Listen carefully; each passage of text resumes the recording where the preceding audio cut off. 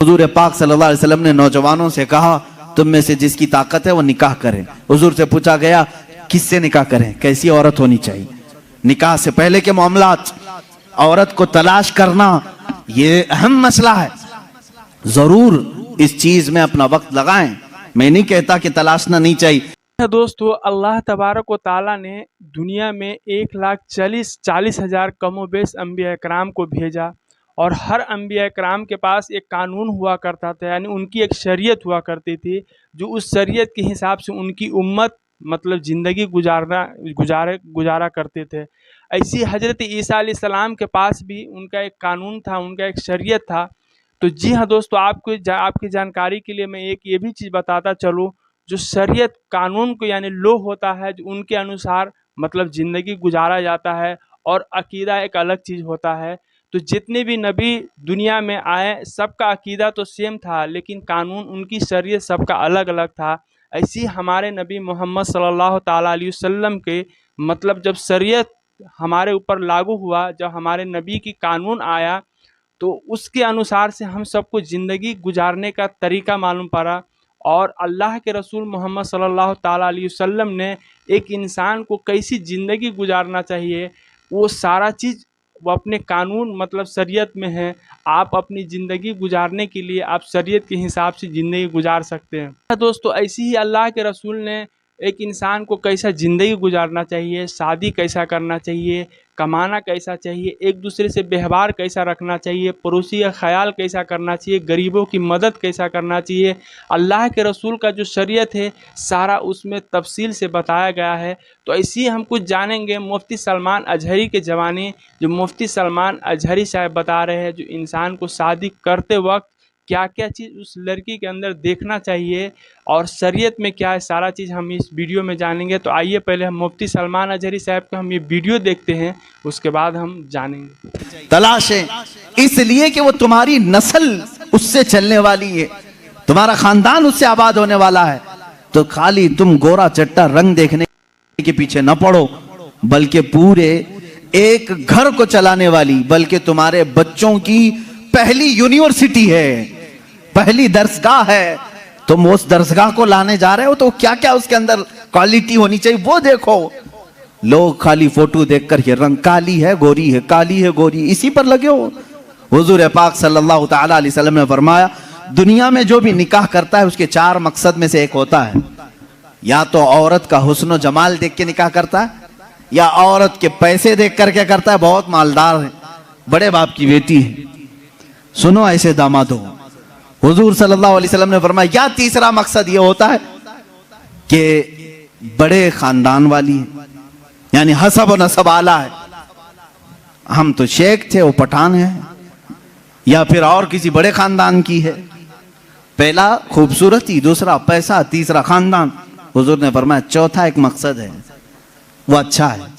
हुजूर फरमाते हैं या तो फिर उसके अखलाक व किरदार देखकर निकाह करता है, ये 4 में से कोई एक। और रसूल करीम सल्लल्लाहु अलैहि वसल्लम ने हर एक का रिजल्ट भी बताया। जिसने सिर्फ हुस्न और जमाल देखा और कुछ भी नहीं देखा, खूबसूरती देखी, मेरे आका फरमाते अन करीब अल्लाह उसे फितने में मुब्तला करेगा। फितने में मुब्तला क्या, वो खुद अपनी बीवी पर शक करने लग जाएगा चंद दिनों के बाद। खूबसूरत है, पता नहीं कौन देख रहा है मेरी बीवी को, इधर से छुपाओ उधर से छुपाओ, और अगर वो कहीं निकल गई तो शक करने लग जाएगा, किससे बात करके आई, किससे तेरा ताल्लुक है, पूरी जिंदगी जहन्नम बना के रखेगा, फितनों में मुब्तला हो जाएगा। मैं ये नहीं कह रहा कि खूबसूरत लड़की से शादी नहीं करना चाहिए, करो, लेकिन उसके साथ जो देखने का हुक्म है वो भी देखो। खूबसूरत औरतें, खूबसूरत लड़कियां तुम्हारे लिए नुकसानदेह नहीं, अच्छी हैं, लेकिन उसके साथ जो देखने का हुक्म है वो देखना जरूरी। मेरे आका सल्लल्लाहु अलैहि वसल्लम ने दूसरे नंबर पर फरमाया, जिसने सिर्फ माल देख करके निकाह किया, बहुत पैसे वाला घर है, निकाह करो इससे, क्योंकि निकाह के साथ गाड़ी घोड़ा सब आएगा। हुजूर पाक सल्लल्लाहु अलैहि वसल्लम फरमाते हैं अन करीब अल्लाह उसे फकीर बना देगा, उसे मोहताज बना देगा। ऐसे दामादों को देखा है हमने, हर एक से कर्जे लेते रहते हैं। हाँ, ससुर से तो मिला ही था लेकिन बरकत कुछ नहीं हुई, फिर इससे 4 इससे 4 उससे 4 कर्जे में ही डूबा है, और ये कर्ज की लानत उसकी खत्म नहीं होती। ढूंढ के देखो, ऐसे बहुत दामाद मिलेंगे, या तो फिर वो घर जमाई बनेंगे। तीसरा, जो बड़े खानदान को देखा, हुजूर पाक सल्लल्लाहु अलैहि वसल्लम फरमाते हैं अल्लाह उसे रुस्वा कर देगा, वो जलील हो जाएगा लोगों में। हाँ, जिसने अखलाक व किरदार देखा, औरत के अच्छे अखलाक व किरदार, उसकी दीनदारी देखा, हुजूर फरमाते हैं अल्लाह उसे दुनिया में भी बरकत देगा, आखिरत में भी बरकत देगा। अब इसके साथ प्लस क्या है? नंबर 1 तुमने दीन देखा, अखलाक व किरदार देखा, उसके साथ हुस्न जमाल भी मिल गया तो बोनस है तुम्हारे लिए, साथ में मालदार भी मिली तो भी प्लस पॉइंट है, बड़े खानदान वाली भी मिली तो और अच्छा है, सोने पे सुहागा है। हाँ, लेकिन नंबर 1 सबसे पहली चीज उसकी दीनदारी। तुम्हारे घर की औरतों को जब भेजो किसी लड़की को देखने के लिए, सिखा करके भेजो। जाते ही ये ना पूछें क्या क्या पकाना आता है, क्या क्या सिलना आता है, एम्ब्रॉयडरी आती है कि नहीं आती है, ये नहीं। सबसे पहला सवाल करो कि कुरान कितना पढ़ा है, कुरान पाक तजवीद के साथ जानती है नहीं। पहला सवाल करो अपनी बहुओं से। उन सासों के लिए मैं कह रहा हूं, कढ़ाई लिखाई और सिलाई ये पूछना बाद की बात है, पहली चीज उसका दीन पूछो। और उसके बाद मेरे अजीजों, हम सब के लिए सबसे पहला सवाल ये है, उस खातून से ये पूछो कि अहले सुन्नत व जमात से क्या ताल्लुक है। औरतों की तरफ से मर्द के घर जाएं तो भी ये सवाल हो, इसलिए कि ये इश्क़ मुस्तफ़ा की जड़ है, और जहां जड़ खराब हो तो फल नहीं आ सकते। ये सबसे पहला सवाल है कि उसके घर में दीन मुस्तफ़ा कितना है, इश्क़ मुस्तफ़ा कितना है, ये सबसे पहली चीज। अब याद रखना, जिस खातून को इस सवाल के साथ तुम लाए हो, उसकी जिंदगी पूरी अल्लाह रब्बुल इज्जत की जिम्मे करम पर है, फिर औलाद अल्लाह के जिम्मे करम पर है, हुस्न जमाल के साथ अल्लाह तुम्हें बाअखलाक औलाद अता करेगा, बाअखलाक औलाद अता करेगा। लेकिन ये तरीका शादियों का इस तरह से रखो, अगर लोगों को ये मालूम हो जाए ना, आज तुमने रिवाज बना लिया, लड़कियों को देखने आने से पहले सबसे पहले लड़के की अम्मा यही सवाल कर रही है, लड़के की बहन यही सवाल कर रही है, कुरान कितना पढ़ा है, तजवीद कितना पढ़ा है। 2-4 घरों में ये होने लग जाए तो देखो लड़कियों को सबसे पहले अब कुरान पढ़ाना शुरू कर देंगे। क्यों? सबको मालूम है नहीं पढ़ाएंगे शादी नहीं होगी। आज ये एम्ब्रॉयडरी क्यों करा रही हैं? इसलिए कि सवाल तुम पहले यही कर रहे हो, सिलाई आती है कि नहीं। सब लड़कियां सिलाई क्लास में क्यों जा रही? देखने वाले आकर के यही पूछ रहे हैं सिलाई कितनी आती, पकाई कितनी आती।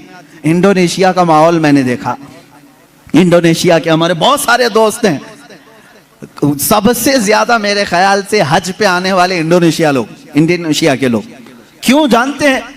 वहां जो भी लड़की देखने के लिए जाते हैं या लड़के को लड़की वाले देखने आते हैं, पहला सवाल करते हैं हज किया है कि नहीं। हज किया है तो बाप अपनी बेटी देता है, हाजी को दे रहा हूं। और इसी तरह लड़का भी फख्र करता है, मेरे तकरीबन 100 से ज्यादा इंडोनेशी दोस्तों, सबकी औरतें हज्जन है और वो खुद हाजी हैं। कहते हैं हमारे यहाँ शादी से पहले हज करा देते हैं, इसलिए कि इसी बेस पर शादी होती। ये कितनी अच्छी चीज है कि दीन का सवाल हो रहा है, दीन पूछा जा रहा है। हाँ, ये तो तुमने लड़कियों से जाकर के घरों में पूछा, कढ़ाई आती है, सिलाई आती है, पकाई आती है। और यही सवाल लड़की के घर वाले जब लड़के पर के पास आते हैं, क्या करते हैं? कौन सी ऑफिस में काम कर रहा है, परमानेंट जॉब है कि प्राइवेट जॉब है, कैसी जॉब है, ये सब सवालात तो है ही। लेकिन धीमे धीमे प्रॉपर्टी भी पूछते हैं, कहां कहां है, कितनी जायदाद है। खुद डायरेक्ट ना पूछे तो किसी से पूछवा लें, बाप की कितनी जायदाद है। ये सवालात हैं, इन बेसिस पर, इन बुनियाद। जी हाँ दोस्तों, उम्मीद है जो आपने मुफ्ती सलमान अजहरी साहब का ये पूरी बयान सुने होंगे और अल्लाह के रसूल मोहम्मद सल्लल्लाहु ताला अलैहि वसल्लम ने शादी करने के लिए क्या क्या तरीके बताए हैं, कौन सी तरीके बताए हैं, हमें उम्मीद है आपको सारा चीज़ मालूम हो गया होगा। तो वीडियो अच्छी लगी हो तो चैनल को प्लीज़ सब्सक्राइब कर लीजिएगा। फिर